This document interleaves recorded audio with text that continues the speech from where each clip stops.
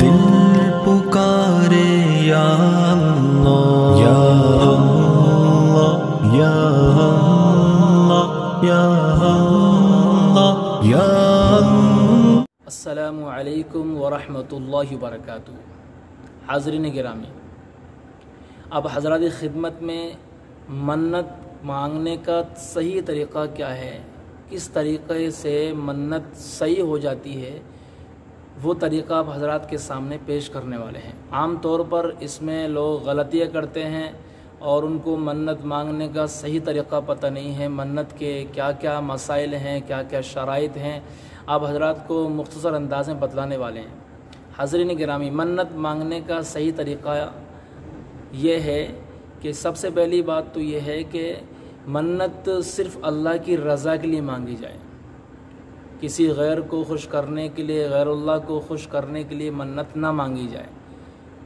دوسری بات، منت مانگنے کے لیے ضروری ہے کہ وہ منت جس کی مانگی جا رہی ہے وہ چیز عبادت ہو، جیسے کہ خیر ہو، عبادت ہو، اس چیز کی منت مانگی جائے۔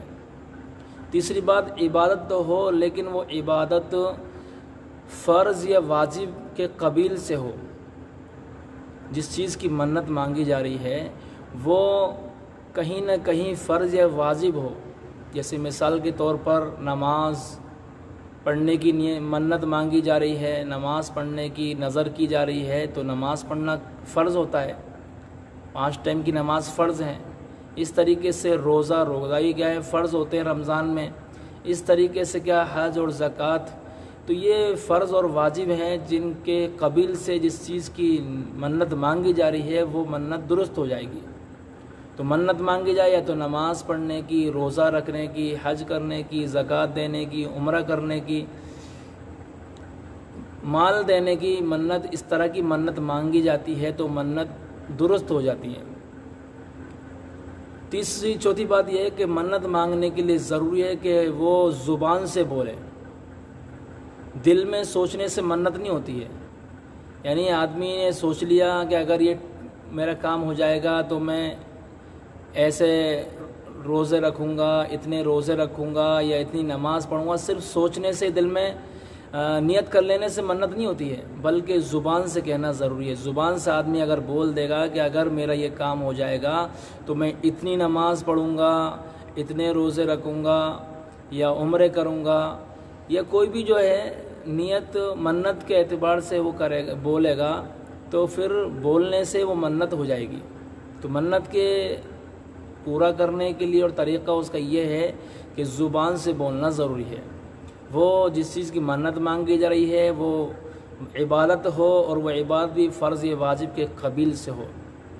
بعض لوگ منت مانگ لیتے ہیں جو غلط طریقہ ہے کہ اگر میرا یہ کام ہو جائے گا تو میں درگاہ پہ چادر چڑھاؤں گا، درگاہ پہ جا کر کھانا کھلاؤں گا، یا میں اگر میرا کام ہو جائے گا تو میں جو ہے کوئی بھی کام کر دوں گا دوسرا۔